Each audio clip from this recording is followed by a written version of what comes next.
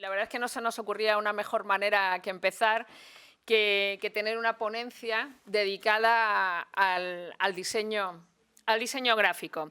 Tenemos la suerte y el privilegio de contar con, bueno, pues para mí dos referentes dentro de lo que es el periodismo gráfico. Tenemos a Rodrigo Sánchez, que ya nos acompaña, aquí sentado. Muchas gracias, Rodrigo. Y tenemos a Mario Benito, que también lo tenemos aquí ya con nosotros, que nos van a ofrecer una ponencia que lleva por título «Diseñar para confundir la desinformación a través de los elementos formales de los mensajes». Presento brevemente a Rodrigo y a Mario porque a quien tenéis que escuchar o a quien tenemos que escuchar es a ellos, pero sí voy a dar una breve semblanza, ¿no? Rodrigo Sánchez ha sido director de arte de revistas de Unidad Editorial, es periodista y diseñador gráfico de prensa. Siempre ha pensado que el periodismo es la base necesaria para transmitir la realidad y que el arte y el diseño son un añadido que hace esa realidad atractiva. En su trabajo confluyen con maestría las dos disciplinas, periodismo y arte. Y bueno, antes trabajó en ABC, en El Sol, y encontró en las portadas de Metrópoli su lienzo ideal. Pues estas han sido valoradas como uno de los 25 influential moments in news design, algo así como los 25 momentos más influyentes en el diseño de noticias. Rodrigo, de hecho, es el único diseñador del mundo, creo que lo sigue siendo, que ha ganado de forma consecutiva el Best of Show de la Society for News Design, considerado el Pulitzer del diseño. Y es autor del libro El periódico es un cruel amante, muy recomendable para los interesados en las dos disciplinas mencionadas, periodismo y arte, ¿no? En la actualidad, además de embarcarse en proyectos gráficos de distinta índole, como director creativo y diseñador, compatibiliza su trabajo con la docencia en una universidad madrileña. Y yo espero que sus estudiantes sepan apreciar la suerte que tienen, ¿no? Como también lo espero de los alumnos de nuestro segundo invitado, que es Mario Benito, que si bien hoy día es profesor asociado en esta casa, en la Universidad Rey Juan Carlos, impartiendo asignaturas como diseño editorial, procesos de producción gráfica editorial y redacción para medios digitales, es también profesional del diseño editorial y periodístico con más de 30 años de experiencia en medios de comunicación, en labores de diseño, fotografía y redacción. Ha trabajado en diarios emblemáticos como El Sol, pero también La Información de Madrid y en El Mundo. Mario es doctor en comunicación por esta misma universidad, con una tesis sobre diseño y además sobre el mundo. Y es miembro del Grupo de Investigación de Alto Rendimiento en Innovación, Educación y Comunicación INECO y del Grupo de Innovación Docente Nodos, también de esta universidad. Además, es miembro del equipo de la revista Index. Y para mí algo muy importante que hizo Mario, una contribución de transferencia del conocimiento pura, fue ser coeditor, o que sigue siendo, del blog En Caja Baja, desde el que compartía pues, con todos nosotros su sabiduría diseñil. Sin más, os dejo con Rodrigo y con Mario para, repito el título, diseñar para confundir la desinformación a través de los elementos formales de los mensajes. Muchas gracias, Rodrigo. Muchas gracias, Mario. Todo vuestro. Mi nombre es Mario Benito, ya nos ha presentado Laura, así que iré rápidamente y me acompaña Rodrigo Sánchez, que también ha sido ya presentado, así que iré rápidamente porque el diseño editorial y el diseño periodístico como especialización del mismo es sobre todo una práctica y precisamente la persona que me acompaña es la máxima representación de esto, ¿no? Muchas veces dice que no estudió diseño, ¿no? Él estudió periodismo. No, yo soy un farsante, como casi todos los periodistas de este país. Claro. Entonces, y en ese caso, además, uno la farsa diseñística, ¿no? Que ya es el culmen del error. Claro. Y por eso él habla de la práctica. Él ahora ha empezado este año también a ser profesor, como ha comentado también Laura González. Pero a la vez él este año ha escrito, por ejemplo, en la revista Experimenta, que el tema de la teoría y tal, pues es una cosa que como que les ajena, ¿no? Sí. Bueno, él lo ha dicho con otras palabras, está ya un poquito más... Sí, yo lo que pienso es que la teoría viene después de la práctica. O sea, primero lo haces y luego justificas por qué lo has hecho. De verdad, perdonadme los teóricos, pero yo sigo pensando que es así. Sí, porque es que sobre todo lo he tenido que hacer yo. Ahora doy clases y no tengo más que inventarme por qué he hecho mi trabajo. No hay más. Generalmente el conocimiento suele ser así, ¿no? Empezamos a elaborar una teoría a partir de una práctica de unas cosas que se han estado haciendo a lo largo del tiempo, ¿no? Y entonces la teoría es en este caso, sobre todo en especial del diseño, pues ocupa lo que está ocupando ahora mismo en la pantalla, ¿no? La palabra teoría, ¿no? En relación a la práctica, ¿no? como en esto del reparto de los talentos y del acceso al mundo de las ideas, estoy acompañado de una persona realmente privilegiada, ¿no? Pues me toca a mí la parte esta más pedestre de la teoría, que yo acepto de buen grado y asumo, ¿no? Así que tendré que hablar de una parte teórica un poco de lo que vamos a comentar, de la desinformación relacionada con el diseño, ¿no? Pero tendré que ser breve o intentaré serlo para que después Rodrigo nos muestre la auténtica práctica, ¿no? Cuando hablamos de diseño editorial o diseño periodístico, estamos hablando de la elaboración de mensajes, ¿no? Y digamos que la idea central en todo esto es que todo mensaje tiene contenido y forma, ¿no? No existe un mensaje que no tenga forma. Y resulta que la forma pues también condiciona, ¿no? el mensaje, ¿no? He visto alguna sonrisilla ahora, por ejemplo, al ver esta diapositiva que acabo de poner, pues esa sonrisilla o esa, si nos ha causado cierta sorpresa o lo que nos haya causado esta diapositiva con respecto a esta otra, se debe únicamente a la forma, a los elementos formales que están condicionando, están comunicando también.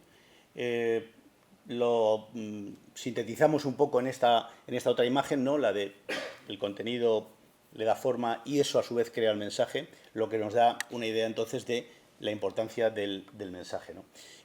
Cuando hablamos de mensajes o de mensajes informativos o mensajes de cualquier tipo, en realidad estamos hablando de todas las representaciones simbólicas que nos llegan y que conforman lo que podemos llamar la cultura, ¿no? Y lo que es la visión del mundo, ¿no? Toda esa visión del mundo que tenemos nos ha llegado a través de mensajes que tienen esta forma y este contenido, ¿no?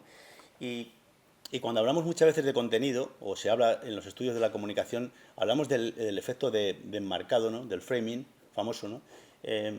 Pues ese efecto de framing lo hemos estudiado también y bueno, tenemos una investigación en marcha que a ver si llega a publicarse o no, junto con mi querida Belén Puebla, sobre de lo que podemos llamar el framing visual. Igual que sucede con los contenidos, sucede también con los aspectos formales de los mensajes, ¿no? Y tiene que ver no con el qué están contando, sino con el cómo nos lo están contando, ¿no? Y cómo al final, si nos están enmarcando de una determinada manera el mundo, al final terminamos viendo el mundo de esa determinada manera y creyendo que el mundo es así.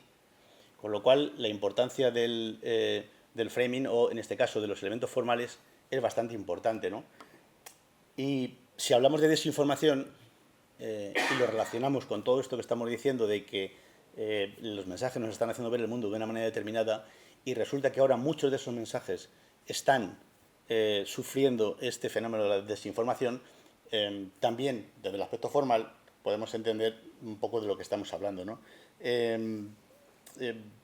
Siempre ha existido desinformación, lo leemos cada vez que hablamos, cada vez que leemos uno de los últimos estudios que hay, de los muchos que hay, académicos y no académicos, se está diciendo, bueno, siempre hay desinformación, pero también en los estudios de referencia estamos oyendo que ahora ese fenómeno como que se ha multiplicado exponencialmente debido sobre todo a las redes sociales o las plataformas digitales que permiten que la comunicación sea mucho más amplia y que accedan cualquiera de los elementos que antes solo eran receptores, que ahora estén también contribuyendo al fenómeno de la desinformación, ¿no?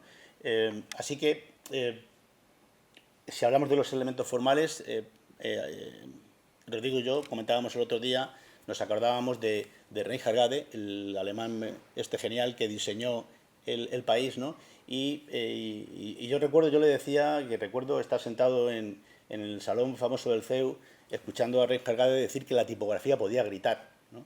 Cuando él estaba hablando del diseño que hizo, ¿no? Y este es un ejemplo clarísimo, por ejemplo, de cómo la tipografía está gritando, ¿no? Y entonces él diseñó un periódico en el que la tipografía no gritase, ¿no? Y él precisamente nos lo dijo allí gritando, no sé si lo recuerdas, Laura, porque era un alemán totalmente explosivo. Sí, muy gesticulante, ¿no? No, se levantó allí, la tipografía puede gritar, decía, ¿no? Y además era una persona muy grande, ¿no? Como Pérez de Rozas, ¿no? Sí, de ese estilo así. Sí, pero grande, o sea... Sí, era muy explosivo, ¿no? Y además con acento germánico, que daba un poco más de miedo, ¿no? Sí, name. Entonces, él decía, nosotros hicimos un periódico en el que no podíamos gritar. O sea, el país nació en 1976, recordemos que la Constitución se aprueba en el año 78, Franco muerto en el 75, estamos en ese periodo de la pura transición en un régimen extraño donde no se está metiendo a nadie en la cárcel en ese momento por lo que publica, pero cuidado con lo que publicas porque siguen estando las leyes franquistas todavía, ¿no? Entonces él recuerdo que dijo, si nosotros hubiéramos escrito lo que decía El País, que era un periódico que evidentemente estaba apostando porque hubiera un régimen democrático y se identificó con él. Pero dice, si nosotros hubiéramos publicado lo que publicamos en El País en tipografía helvética, en vez de en esa tipografía suave que no quiere llamar la atención, dice, nos hubieran cerrado el periódico en 2 días. Dijo, oye, a lo mejor era una exageración o no, pero el caso es que él estaba haciendo hincapié en todo esto, ¿no? De hecho, 10 años después, aproximadamente en el 89, el periódico El Mundo quiere gritar, ya se puede gritar, tiene un director que le gusta gritar y que basa su éxito en gritar y en gritar además publicando exclusivas, aparte de otras muchas luego luces y sombras que pueda tener, pero el éxito de este periódico es que quiere gritar y precisamente tituló en Helvética, ¿no? Y creó mucho contraste en las páginas, o sea, manchas visuales, poder visual, ¿no?, de llamar la atención, ¿no? Entonces, si Reinhard Gade decía que la tipografía puede gritar, nosotros decimos que el diseño, que con el diseño se puede mentir, ¿no? Y mucho además. Sí. Y mucho además, ¿no? Cuando hablamos de desinformación, y como me toca la parte teórica, quiero seguir, pero no alargarme mucho, quiero correr. Hay una cierta indefinición académica sobre el término, ¿no? Por ejemplo, en esta definición de lo que ha publicado la UNESCO en el año 2020, que es un documento bastante referencia, muy citado por todos los lados, habla de que la desinformación, dice, por lo general, ya con el por lo general, estamos entrando en lo que no hay que hacer desde el punto de vista académico, entiendo yo, pero bueno, es que es cierto que es así.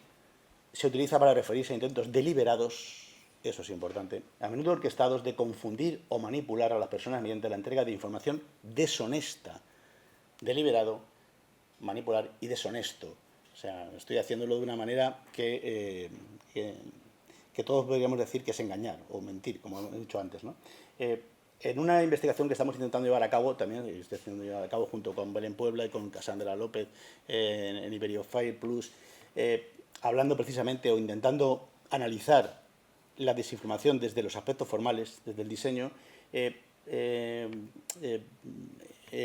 que es esta parte de aquí, a la que veis, por eso quiero ir un poco rápido. Hablamos de que podemos encontrar 2 fases cuando analizamos medios impresos y digitales, ¿no?, sobre todo que es donde el diseño periodístico hace hincapié, en la que encontraríamos una primera fase que hemos denominado una fase primero o instantánea, en la que son los elementos formales las que nos confunden, la tipografía, el color, logotipos, estructuras de páginas o estructuras de sitios web, nos hacen creer que esto pertenece a determinados medios, y una vez que se ha producido ese engaño, inmediatamente después, en una fase que vendría a continuación y que no sea tan instantánea, aceptamos ese contenido como válido porque la fase primera nos ha hecho creer que esto pertenece a un medio de autoridad, por ejemplo, ¿no?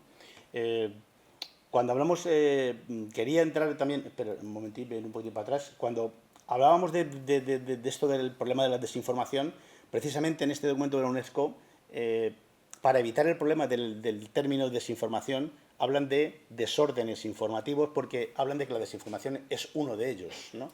Se referiría a esta manera intencional y deshonesta de engañar, ¿no? Porque existe también lo que se denomina la misinformation, ¿no?, que sería una información falsa pero difundida por error. Digamos que el que la difunde no sabe o no cree que sea falsa, ¿no? Sucede muchas veces porque nos dejamos llevar por nuestra ideología, por lo que sea, enseguida compramos lo que ya pensamos que va a ser cierto y lo difundimos, y si se hace desde los medios, hombre, pues es una mala praxis periodística profesional que no debe estar ahí. O sea, quien difunde la información de una manera profesional no puede cometer estos errores o no puede cometerlos de una manera continuada, ¿no? Tienes que verificar la información. Entonces sería por error, ¿no? Y luego hay otro tipo de estos 3 grandes bloques de desórdenes informativos, que sería esa malinformation, que es información que no tiene por qué ser falsa, de hecho es preferible que no sea falsa, que se difunde para hacer daño a una organización, a una persona, a un país, y que no tiene por qué ser una información relevante, pero que solo el propósito es ese, hundir a alguien, hacer daño, hundir su reputación. Estos autores hacen esta clasificación de todos estos tipos de maneras de engañar, ¿no?, englobados en estos 3 grandes bloques, una es falsa, otra es por hacer daño, y cómo la desinformación estaría en el medio de todo esto, ¿no? Queriendo hacer daño, siendo falso, y pues contenido falso, contenido impostor, contenido manipulado, etcétera, etcétera. Para combatir existen, aparte desde iniciativas como la alfabetización mediática o el fomento del pensamiento crítico, las agencias de verificación, los fact-checking, en los que las noticias reales intentan encontrar noticias que no lo son, y con el término de fake news también hay problemas, ¿no? Hay quien no acepta el término porque o si es una news no puede ser fake, ¿no? Y al contrario, ¿no? Bueno, entonces, es entrar en el término terminológico. Pensemos que entonces este término no nos conviene, pues bueno, pues si no tenemos fake news, podemos tener fact news, ¿no? Y si lo hacemos desde el punto de vista del diseño, pues incluso podemos utilizar una Comic Sans para este asunto, ¿no? Tengo que decir que ha sido Rodrigo quien ha colocado aquí la Comic Sans. Rodrigo no es para nada fundamentalista, anti-Comic Sans, no, al contrario. Creo que es una gran tipografía. Yo recuerdo que le dije, ¿no? Y creo que el creador de la Comic Sans, ya una pequeña nota de página, él dice, oye, yo no tengo la culpa de que la gente la esté utilizando mal o en sitios donde no debe utilizarse, ¿no? Yo recuerdo que le dije que no sé si se puede utilizar la persona aquí, a ver si tiene lo que hay que tener para hacer una portada en Comic Sans, ¿no? Pero creo que al final... me echaron antes. Efectivamente, creo que cerraron antes Metrópolis, sí. pero me dijo que sí, que iba a hacer una tipo, que iba a hacer Me quedé sin tiempo. Pero una portada en Comic Sans, ¿no? Lo que venimos a decir es que debido a que los elementos de diseño son también elementos con los que se está llevando a cabo procesos de desinformación, bueno, pues que conviene que en los equipos de fact-checking haya personas que sean especialistas también en el diseño y que actúen de una manera multidisciplinar o interdisciplinar junto con quien está verificando los contenidos, ¿no? Se darían cuenta, por ejemplo, enseguida de que no hace falta empezar o sí, hace falta, pero que con un solo vistazo una persona que sepa de contenidos, que sepa de diseño, perdón, de elementos formales, piense que esto no puede estar publicado en el mundo de ninguna de las maneras por una razón muy sencilla, y es la de que el mundo no utiliza esa tipografía. O sea, basta un simple vistazo. Yo recuerdo en el curso del año pasado que organizamos el curso de verano en Aranjuez, donde el profesor Carlos Elías presentó también una noticia muy parecida del mundo y nos explicó cómo se había llegado al proceso de buscar las fuentes. Él es un experto además en periodismo científico y todo aquello, ¿no? Y yo recuerdo que intervine y le dije, o sea, es que con solo ver la noticia, la tipografía no es del mundo. Ya eso por lo menos me alerta. Con lo cual, por eso decimos que haya también en el equipo gente de diseño, ¿no? Enseguida te das cuenta de que es un poco extraño que el señor este de los cuernos, sus abuelos fueran de Teruel, ¿no? Entonces, digamos que la noticia te puede llevar un poco a engaño, ¿no? Porque ya os digo que la tipografía real y la captura que se utilizó era esta del logo de Yellowstone detenido tras el asalto del Capitolio, y se hablaba de este señor, ¿no? Y vemos cómo la tipografía ya me puede alertar, ¿no? Aparte de lo estrambótico de que fueran de Teruel los abuelos, pero que bueno, que podrían serlo, ¿no? Claro, que si son de Teruel no pueden ser de Salamanca. ¿Qué pasa si además de utilizar una tipografía incorrecta, sí utilizan la misma tipografía que está utilizando el mundo? Pues que el engaño se produce en esas fases que decía yo antes, de que la fase primera me ha hecho pensar que esto ya sí que es el mundo por completo. Qué curioso que resulta que estamos en Guadalajara. O sea, los aspectos formales los que nos están engañando. Ya para terminar, mi parte, digamos, teórica, pongo un ejemplo de esta iniciativa que se hizo a través de un colectivo de activistas, ¿no? Yes Men, ¿no? Donde se imprimieron 25.000 copias de un Washington Post fake, es un periódico falso, ¿no? Bueno, que se lograron distribuir más de 10.000, ¿no? Y tuvo un coste de $40.000, ¿no? Es una iniciativa importante, grande, que más que desinformación es una, ya os digo, es activismo político, porque aquí se hablaba de que Donald Trump renunciaba a la presidencia, ¿no? Pero claro, esto se distribuyó por todos lados, la gente llegó y se estaba desinformando, por decirlo de alguna manera, a través de elementos formales, ¿no? Es imprimir un periódico tal y como es el periódico, con su mismo diseño, con su misma tipografía, etcétera, etcétera, ¿no? ¿Qué decir de las portadas de la revista Time, ¿no? en las que una y otra vez aparecen portadas falsas de la revista Time. Esta que vemos de Donald Trump es curiosa porque un periodista del Washington Post que visitaba a Donald Trump en su complejo, lago mar en Florida, el club de golf privado, encontró en un despacho de Donald Trump esta portada colgada en la pared, ¿no? Una portada de él mismo falsa. Entonces, a este periodista aquello no le sonaba, ¿no? No me suena que en la revista Time haya publicado. Esta ha publicado muchas portadas, varias portadas, con Donald Trump, pero esta en concreto no, ¿no? Él empezó a investigar un poquito y vio que en la portada de ese número correspondiente era esta otra, ¿no? De la actriz Kate Winslet, y entonces escribió un artículo que estuvo muy bien en Washington Post diciendo el presidente Donald Trump tiene colgado una portada falsa de sí mismo en su despacho, ¿no? Entonces, sobre el tema de las portadas de la revista Time falsas, existen hasta tutoriales en internet, ¿no? Diseña tu portada y entras ahí con no sé cuánto, te lo dicen muy fácil, ¿no? Se ha convertido casi en un género en sí mismo el tema de las portadas falsas de la revista Time, ¿no? Hasta el punto de que la propia revista Time publicó un artículo hace ya unos años, creo que en el 2019, ¿no? Diciéndote, bueno, cómo detectar una portada falsa de nuestra revista, ¿no? Y todo el artículo se basa en, dice, aquí una guía rápida, ¿no? Para alertar del asunto, ¿no?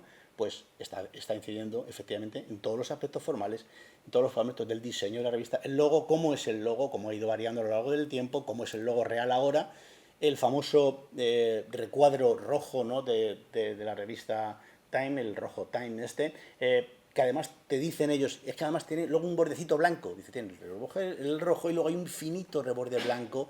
Si no tiene el blanco ya seguramente no va a ser la nuestra. Te alertan de cómo es el tratamiento de la imagen en sus portadas, ¿no? Y la tipografía, ahora creo que es Franklin Gothic la que están utilizando, ¿no? Que es un clásico también de la tipografía norteamericana, ¿no? Principios del siglo XX. Ya os digo que se trata de todo un género en sí mismo. Así que hasta aquí llega la parte teórica, ahora viene lo bueno, cedo la palabra a mi ilustre colega Rodrigo Sánchez. Bueno, muchas gracias, Mario. Bueno, eso es lo bueno.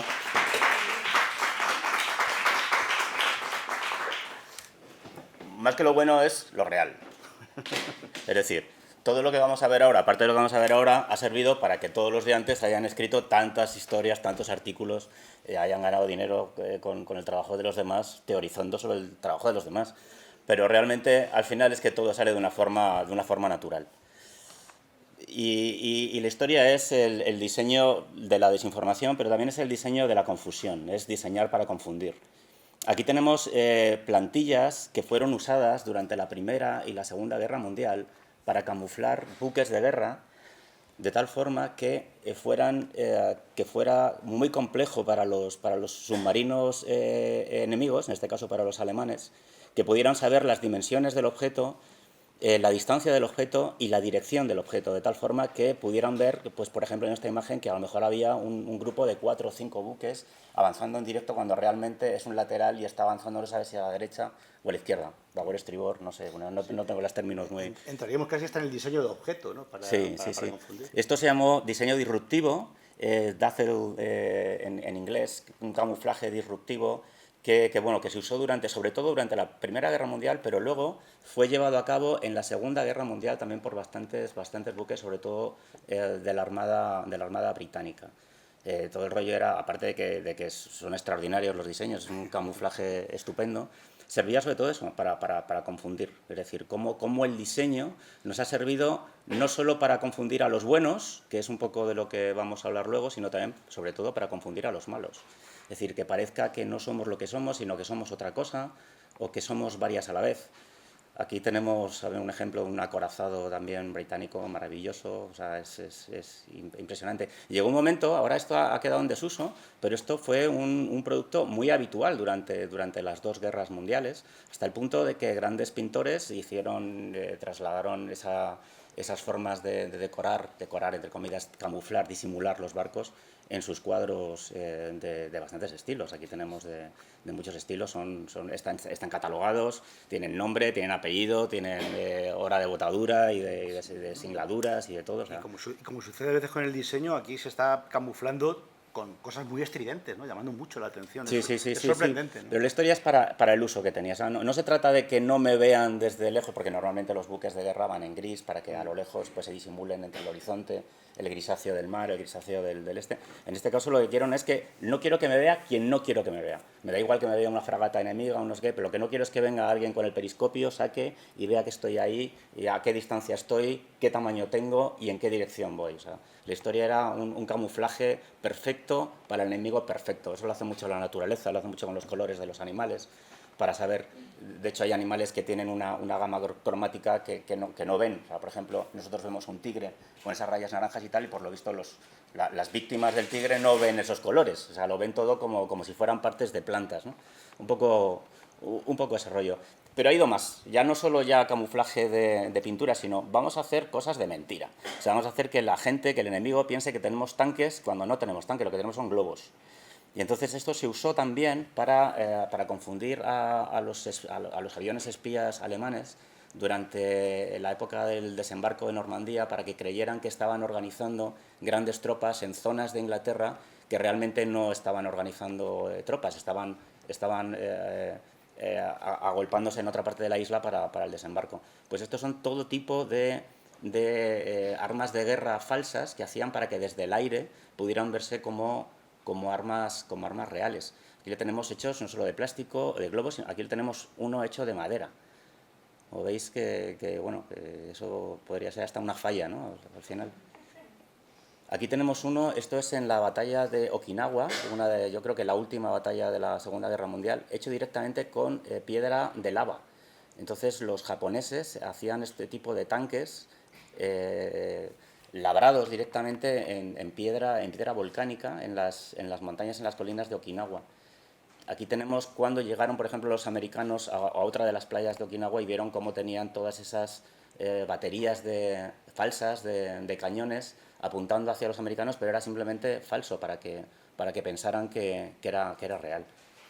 Aviones falsos también, con aeropuertos falsos para que fueran bombardeados, para que fueran inutilizados, mientras que los reales estaban. Esto está hecho de paja, de arpillera.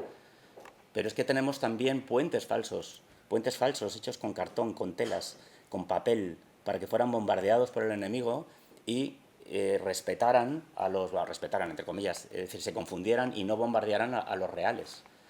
Aquí tenemos ya que esto ya se aplicó también durante la guerra del Golfo y ahora se está usando por tropas ucranianas en la guerra contra Rusia. Y de hecho, si veis, este se vende en Alibaba. Sí, esto lo podemos aquí comprar. podemos tener en nuestro jardín de casa una batería antimisiles, tierra-aire, maravilloso, ¿no? Una cosa estupenda. Yo creo que son las que está enviando Trump ahora a Ucrania. Sí, aquí tenemos tanques flácidos también, que tienen sus problemas de riego. Aquí tenemos más, ya hay como grandes galerías, ¿no? de armas de todo tipo. Y vamos un poco ya al tema del diseño gráfico periodístico y vamos a centrarnos, por ejemplo, en una de las revistas más prestigiosas del planeta, The New Yorker, famoso en el planeta desde hace muchísimos años. Está portada, por ejemplo, mítica de 1925 con el gran logo del New Yorker. Es una revista que se ha caracterizado por sus maravillosas portadas sin tipografía. Sin tipografía hablamos en el caso de los suscriptores que les llega la revista a casa, porque la que se compra en el kiosco sí tiene una pequeña banda lateral en el que viene un poco el sumario de contenidos de la revista y que de alguna forma puede llegar a justificar la ilustración que usan en la portada. Pero bueno, se ha dignificado esta portada porque ha hecho grandes obras maestras gráficas, de ilustración, críticas editorializantes, maravillosas, sin poner una sola palabra más que su propia cabecera, que al mismo tiempo es una representación como del neoyorquino culto y un poco cool, ¿no? Y un poco post también. La historia es que todo esto ha supuesto que yo también quiero ser neoyorquino, pero yo quiero ser un neoyorquino de Sevilla. Entonces, digamos que hay grandes portadas que se han publicado por muchas ciudades del mundo. Yo he encontrado pocos ejemplos españoles y diciendo, pues vamos a hacer una portada falsa de una revista falsa que no existe, pero vamos a hacer que la gente piense que esto es como el Time Out, que durante no sé si ahora mismo sigue saliendo, las ediciones de Time Out que era como el metrópoli inglés que salía por diferentes ciudades de Europa, no sé si de América también había alguna, como si fuera una franquicia. Es decir, pues cualquier turista que venga a Sevilla puede pensar que hay una franquicia del New Yorker en Sevilla para los sevillanos, ¿no? Y la verdad es que siguen haciéndolo y sacan muchos productos, no sé qué periodicidad, porque esto no tiene ningún sentido comercial, más que hacer memes, hacer redes sociales y probablemente hacer carteles para vender a los turistas. Pero que esto ha cundido, es decir, bueno, los madrileños no somos menos, tenemos los madrileños y además con grandes ilustraciones. Y hay calidad en esta ilustración, Sí. cuidado con el tema, porque una de las características del New Yorker es la ilustración, ¿no? Es la gran revista de la ilustración.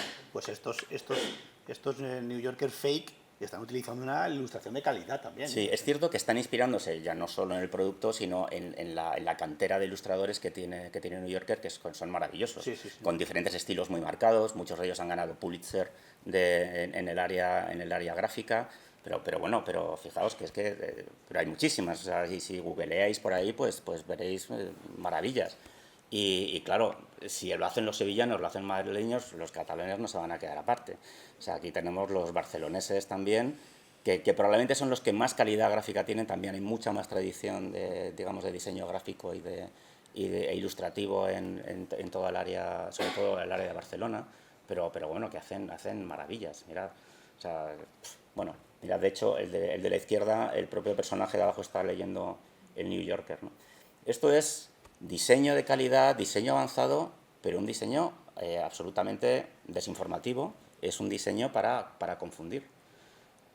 Hasta se han hecho, y aquí hay un compañero que directamente ya juegan a bromas. O sea, ya no es el New Yorker, sino el New Joker, ¿no? El Joker, como si fuera un poco de broma, y entonces cada semana o cada vez que ocurre un acontecimiento digamos, de actualidad, pues suele hacer una portada, es una especie de chiste, como si fuera una viñeta gráfica, en este caso sobre el apagón, pero tenemos sobre los aranceles de Trump, o tenemos el cura bueno, cura malo, el demonio y el ángel, aquí en la foto para el cónclave, ¿no? que empezó ayer y que, bueno, que lo mismo hoy termina, ¿no?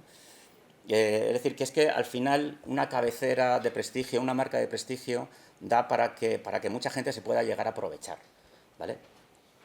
Aquí tenemos otro ejemplo. En este caso no es lo mismo, pero bueno, fue The Economist en el año 2012. Pues yo creo que creo que estaba Zapatero de presidente, y entramos en el problema del dinero que venía de fuera, ¿no? que nos iban a intervenir.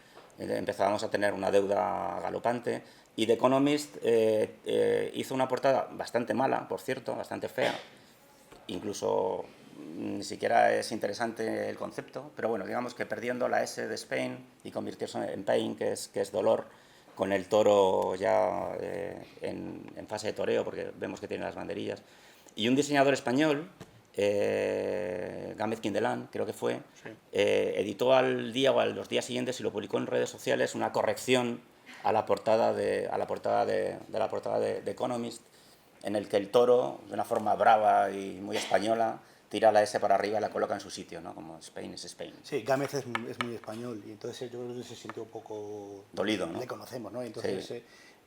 él presentó estas portadas en el CEU, creo recordar, ¿no? Como un juego que había hecho, ¿no? Él dijo que no, que España para arriba. Pues bueno, pues ahí está, nosotros haciendo una portada falsa del The Economist con un par, ¿no? Con un par de toros. Pero vamos un poco a lo bueno, es decir, yo quiero dar valor a todo lo que has contado de los tipos estos de la UNESCO, que son tipos muy listos, y de ver cómo hacíamos la desinformación. Es que me gustaría volver, perdonadme, a una diapositiva que hemos puesto antes, para ver cómo de una forma fáctica, hablando de fact news, de una forma fáctica podemos cumplir todos estos mandamientos que son la desinformación, la información errónea y la información maliciosa. Yo creo que he tenido el privilegio de con una pequeña publicación marginal de un gran periódico nacional poder hacer juegos malabares con la información y con el diseño malicioso, erróneo y desinformante, para intentar confundir a la audiencia, ¿no?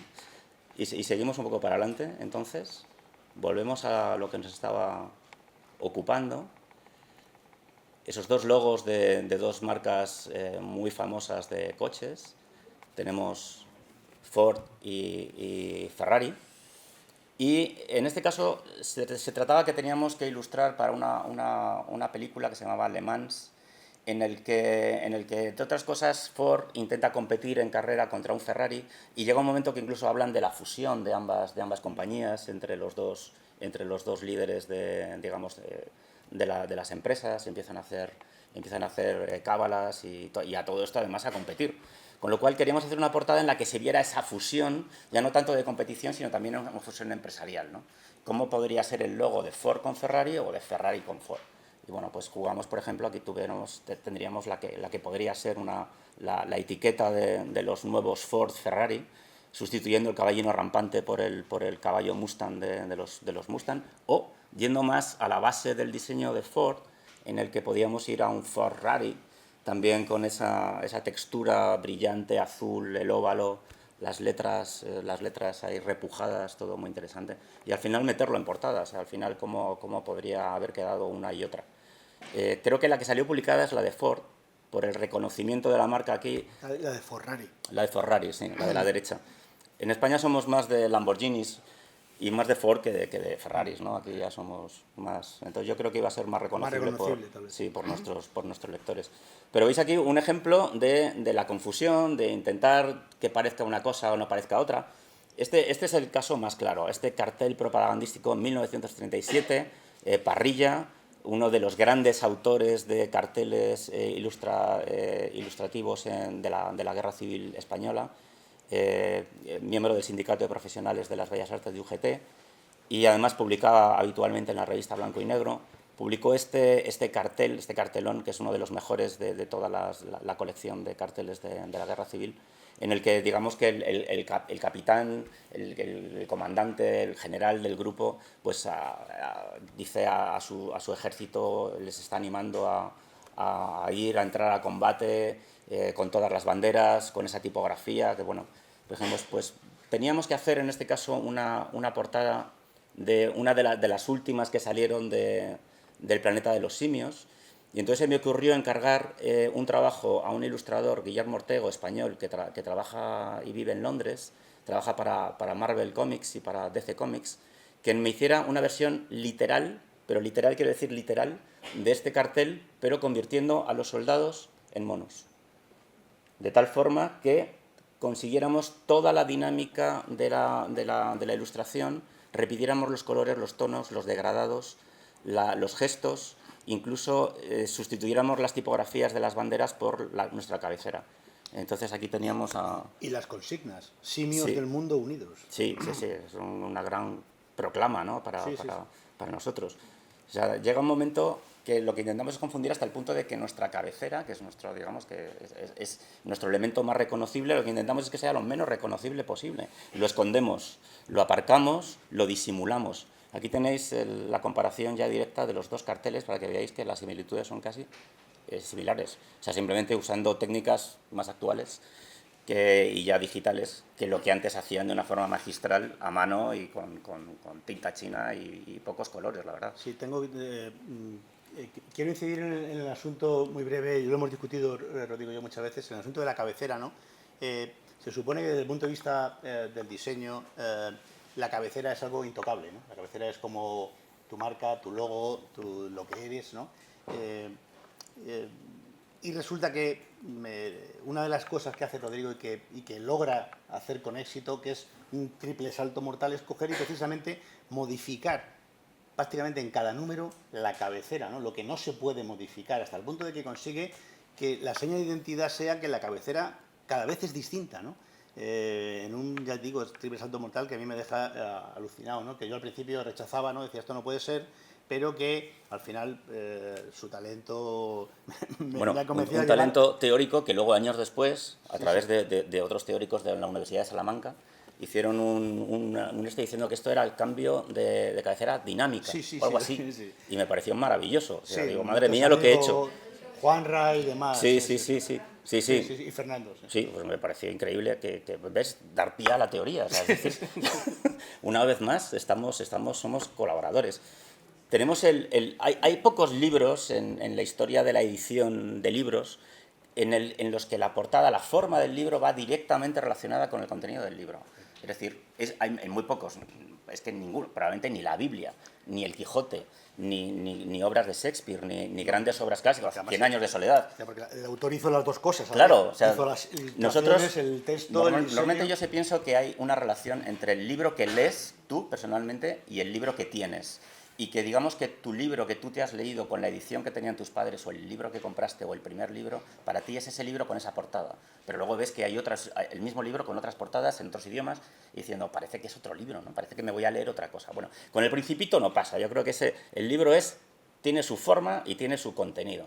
Bueno, pues nosotros lo que vamos a hacer es sustituir ese contenido, hacer que ese libro, usar la ventaja de reconocimiento absoluto del personaje, de la forma, del dibujo, de lo que ocupa, y sustituirlo y combinarlo con otras cosas. En este caso nos gustaba mucho el hecho de que una persona sola, un niño en este caso, estuviera en un planeta, independientemente del volumen del planeta y del niño, pero la historia de la soledad y en un planeta ajeno a la Tierra.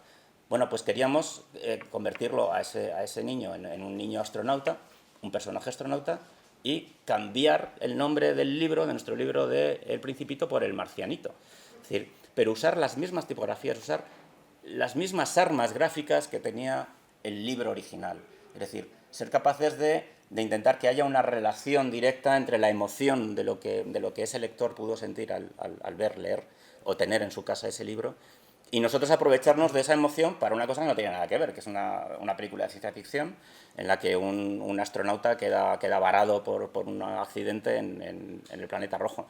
Entonces está el punto de que lo más interesante de la portada, si nos centramos ya en la portada de Metrópoli, era el título, que ni siquiera era el título de la portada de la película, porque era Marte, pero la cabecera, como veis, queda muy reducida para que pudiera dar la sensación de que era donde venía en el libro original. Y luego, antes de que termines, los detalles, ¿no? Cómo los detalles son fundamentales en el diseño editorial, y sobre todo si queremos engañar del todo y hacerlo perfecto, ¿no? Si os dais cuenta, donde pone Salamandra la editorial, aquí ya pone El Mundo, de abajo en chiquitito, ¿no? O sea, se ha tomado cada una de las partes que hay ahí, el nombre para decir Metrópoli y tal, pero esta parte aquí del mundo tan pequeña, sin cada detalle en el diseño editorial cuenta. Hombre, la historia es intentar engañar como Dios manda, ¿no? O sea, engañar bien. O sea, la historia es que luego que ya te cojan un bazar chino y te vendan ahí sin ningún problema.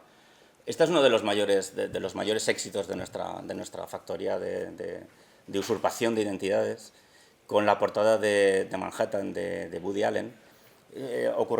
Debió ser en el año 2017, 2018, cuando hizo, no, perdón, 2008, 2009, cuando vino, creo que la primera vez ya a rodar a Barcelona, Woody Allen, e hizo Vicky Cristina Barcelona, ¿vale? Decimos, vamos a intentar clonar el cartel de la película Manhattan, que es un icono ya del diseño gráfico para muchos de los diseñadores maduros, ¿no? que tenemos, y vimos cómo podíamos alterar el cartel original. Aquí le tenemos Diane Keaton y Woody Allen sentados mirando desde Brooklyn hacia Manhattan, y bueno, pues vamos también a sustituir el título principal de la película, Manhattan, que es un homenaje al skyline de la ciudad, con las torres gemelas desaparecidas, el Chrysler Building y el Empire State. Bueno, pues aquí vimos cómo podíamos sustituir a la pareja sentada en el banco por los tres personajes de la película, y si vemos al final, entre los ojos del puente de Brooklyn, vemos a la Torre Akbar, a la Coiserola y a la Sagrada Familia en el horizonte.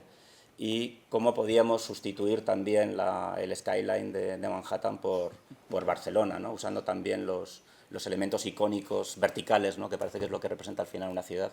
Si no tienes edificios altos no puedes salir en las redes y en ningún otro sitio. Y bueno, pues aquí tenemos nuestra versión manhattanizada de Vicky Cristina Barcelona, intentando, yo te digo, sin ningún pudor, que como decía Picasso, los artistas no copian, los artistas roban. No, pues aquí directamente robar ideas, robar formas, aprovecharnos del éxito ajeno, ¿no? Que somos lo que somos, seguir con la farsa de nuestra profesión. Y al final, ¿qué más que podemos pedir que ser como la Coca-Cola? O sea, intentar ser una marca planetaria, universal, transversal, con esos rasgos, con esos colores. Pues bueno, pues aquí lo tenemos. Al final, intentando no solo parecer, sino convertir a uno de las digamos, de los iconos del comunismo, convertirlo en algo totalmente capitalista, ¿no? Que es al final lo que se ha convertido el personaje en un producto de merchandising, ¿no? Qué vergüenza. Sí. Entonces, bueno, pues vamos a convertirlo en una marca también comercial, capitalista, imperialista, ¿no? Y trumpista y de todo. ¿Ya? ¿No? Entonces, bueno, si os fijáis, bueno, intentábamos parecernos lo más posible ya a la lata de Coca-Cola, con incluso todo el tipo de iconos, de iconografías, de porcentajes de productos, o sea, con el teléfono incluso de atención al cliente, que es el teléfono de la secretaría de la redacción del periódico. Bueno, pues esto es, digamos, lo que somos capaces, ¿no? de hacer. También con otros iconos, parece que nos centramos en el rojo y el blanco porque da bastante juego, pero bueno, ¿por qué no imitar otras marcas? ¿Por qué no intentar ir más allá, no solo de productos, digamos, buenos, sino productos un poco marcados por los problemas de salud? Pues directamente, ¿para qué nos vamos a dejar de líos? Una película cuyo título era El amor perjudica seriamente la salud nos daba pie a convertirnos en una cajetilla de tabaco simplemente por ese... Esta portada, desde mi punto de vista, es una absoluta genialidad, ¿no? Yo la mostré ayer también a los alumnos en el último de clase y esta tuvo un éxito tremendo, no me extraña, ¿no? Aquí se plantea también, en este diseño de la confusión, el que estés manipulando marcas registradas, ¿no? Como Coca-Cola o Marlboro, ¿no? Sí. Que te pueden causar, supongo, a lo mejor algún tipo de problema, ¿no? Sí, ¿no? hemos tenido ¿Has algún tenido problema. problemas? Hemos tenido algunos, no muchos, no tantos como nos merecíamos, pero sí hemos tenido bastantes. Claro, porque De todas formas, la gente muy atrevido, ¿no? no debe confundir lo que los sorteras llaman homenaje cuando lo que están diciendo es copia. Los homenajes que se dan a las marcas, al final, es valorar el valor que tienes en la sociedad, ya no solo en el mercado, sino que Marlboro ya es una cosa que nos pertenece como imagen a todos. El vaquero, no sé, el hecho del... Bueno, Coca-Cola, no sé qué. Por ejemplo, en esta portada que no lo comentamos, me cayó la bronca mundial, pero lo que nadie se dio cuenta que realmente lo importante de esta portada era lo que ponía arriba, que era la revista Sin Filtro, que era una revista que al final salía publicada porque no la veía nadie. O sea, también todos los filtros de redacción nos los saltábamos, al final pues la historia es que era una revista sin filtro. Pero lo que decías, por ejemplo, de las denuncias, fueron estos personajes de Anís del Mono, que de una forma sin ningún sentido del humor y sin ser capaces de aprovechar las ventajas que te da cuando alguien te utiliza de una forma, además, hasta cierto punto podríamos decir, deshonestamente honesta, como en este caso, volvíamos a otra de las versiones de la guerra del planeta de los simios, ¿no? Entonces, al final, tenemos tantas portadas en Metrópoli, teníamos tantas portadas que al final eran secuelas, que al final era la misma portada que tenías que hacerla de 6 o 7 maneras diferentes, pero al final el concepto era el mismo. Monos contra humanos en un pseudoplaneta que sigue siendo la Tierra, pero podría no serlo. Bueno, pues vamos a coger Anís del Mono con su magnífica estética, todo lleno de monedas de estas que todos siempre hemos pensado que son monedas falsas. Bueno, obviamente que son premios que se han inventado, pero ¿por qué daban esos premios entonces y ya no los dan? Y con esas monedas, esa tipografía. Además nos decían que el que diseñó el mono ponía la cara de Darwin, ¿no? en el este. Entonces, Pues sí, ¿eh? Sí, la verdad es que tiene un punto. Dijo, bueno, pues vamos, pero ¿por qué no? Tenemos hecho un Anís del Mono porque se supone que ya los monos dominaban la Tierra en aquella época. Pues vamos a coger esa estética tan maravillosa y vamos a convertirla en algo un poco más nuestro, ¿no? El Anís del hombre. O sea, si los monos cambiaban todas las estructuras de la sociedad humana por sociedad simia, nosotros podíamos cambiar este licor y directamente convertirlo en Anís del hombre, con la marca Metrópoli abajo. Si veis los detalles nos los curramos todos, es decir, ahora ya el que estaba en medio no era el mono con la cara de Darwin, era Darwin directamente, y con la bomba atómica y con todos los textitos, porque a veces copiar este tipo de cosas es un infierno, porque es que está lleno de letras por todos los lados. O sea, tiene cosas por todos sitios y detalles y mierdas. O sea, es un cirio. Pero bueno, intentamos hacerlo de la forma, como ya te digo, deshonestamente honesta, que se pareciera lo más. Bueno, pues estos capullos lo que hicieron fue que nos mandaron un burofax al día siguiente diciendo que fuera la última vez que se nos ocurría utilizar su marca para hacer cualquier tipo de o sea, me llamaron los de departamento jurídico que qué había pasado. Digo, pues lo que ha pasado es esto. O sea, es que no tiene más explicación que lo que veis. O sea, me parece absurdo. O sea, pero oye, pues nada, se quedó ahí en un burofax una anécdota más para contar en otra conferencia. O sea que... Hay que hacer notar, has dicho, hicimos varias versiones. Sí. Estas portadas se hacían una vez a la semana. O sea, has terminado de hacer una, tienes que estar pensando en la siguiente. ¿Durante cuántos años salió Metrópoli? Por lo menos... Bajo mi cargo, unos 25, 26. Unos 25 años. Suponiendo que hay unas 54 semanas al año, ¿no?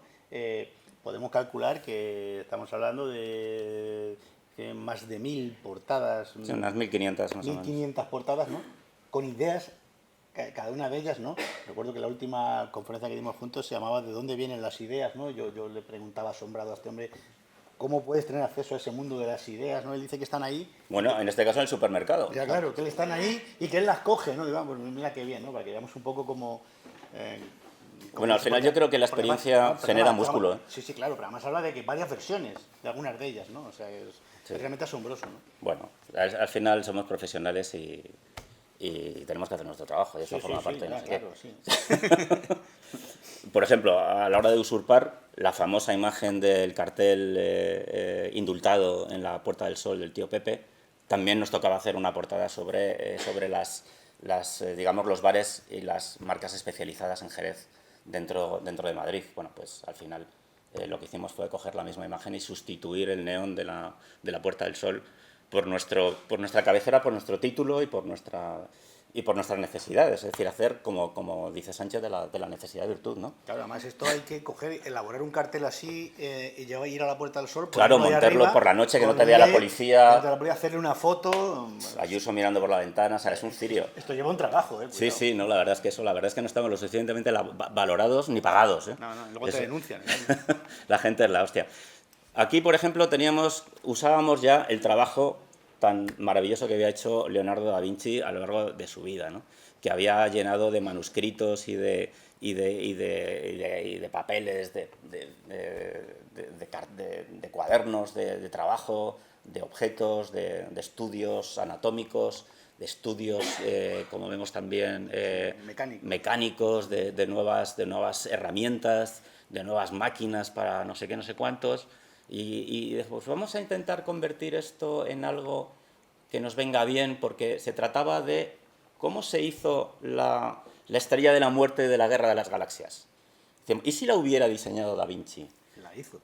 Y de hecho, la mitad de las cosas que estáis viendo no las había hecho Da Vinci, las habíamos hecho nosotros. Pero habíamos hecho que ya empezaba Da Vinci, que pudiera ser el propio Da Vinci el que nos había hecho la portada de cómo se hizo la Estrella de la Muerte en Metrópoli, hasta el punto de que utilizamos su tipografía, la pusimos con el efecto especular para que solo se pudiera ver a través de un espejo, y con textos reales, o sea, textos no reales de Da Vinci, sino textos reales nuestros, que si ponemos un espejo podemos leer ahí extractos y detalles de cómo se hizo la Estrella de la Muerte y todo esto. Y en este mundo de fake news ahora a través de las plataformas digitales y de conspiraciones extrañas donde somos capaces de creer que los pájaros no existen o de que la Tierra es plana, etcétera, etcétera, pues esto te lo presentan como una investigación de que alguien ha descubierto que Leonardo da Vinci diseñó la Estrella de la Muerte y te venden la idea y te la compras. Y tenemos luego ya los davincianos siguiendo las teorías sobre la Estrella de la No, Muerte. pero luego teníamos los que decían que realmente la había hecho, pero que la había hecho plana. Era estrella de la muerte planista. Sí, claro. No era esférica, entonces ya tenemos una lucha ahí de friquismos tremendos. Pero bueno, ya no quiero aburrir más, pero para que veáis, por ejemplo, algunos ejemplos más de cómo nos hemos convertido en el caso de la película Sally, cuando un avión tiene que aterrizar por emergencia en el río Hudson, nos convertimos en este papelito que nos dan en los aviones con las instrucciones de seguridad, o convertirnos en un menú de McDonald's o de Burger King, o convertirnos en el famoso cómic de de los primeros cómics de Superman, o en el New York Post, o cómo hacer una portada directamente con el diseño, con la página y tal, directamente una captura de Wikipedia para hablar de la película Manchester by the Sea, que nadie sabe qué es y dónde está, o en una carta de Heraclio Fournier, o en una salida de autopista porque las carreteras secundarias era el título de la película, o en uno de los muchos cómics de Marvel. En fin, yo creo que esto un poco lo resume casi todo, y efectivamente era la Comic Sans. No quería que tuvierais la duda. Pues hasta aquí llegamos, ¿no? Todo esto es una muestra de creatividad donde se está utilizando apropiación, desinformación de una manera creativa, pero para alertar, para llevar también el mensaje que comentábamos al principio de que con el diseño se puede confundir perfectamente, se puede mentir y de hecho se está utilizando, así que alertémonos. Afortunadamente, quienes llevan a cabo todas estas campañas de desinformación no cuentan con Rodrigo Sánchez, ¿no? Afortunadamente. Casi nadie cuenta con Rodrigo Sánchez. Nosotros sí, digo que en la revista Metrópoli ya desafortunadamente no. La revista Metrópoli terminó sus días en la pandemia. En el fondo es la mejor manera en la que pudo terminar. Sí, una plaga bíblica, ¿sabes? A lo mejor es la mejor manera, de morir, ¿no? solo una plaga pudo terminar con aquel torrente de creatividad. Así que muchas gracias a todos vosotros por vuestra atención, a quienes nos hayan seguido por las redes. Espero que os haya resultado interesante y bueno, besos a todos. A todos. Gracias.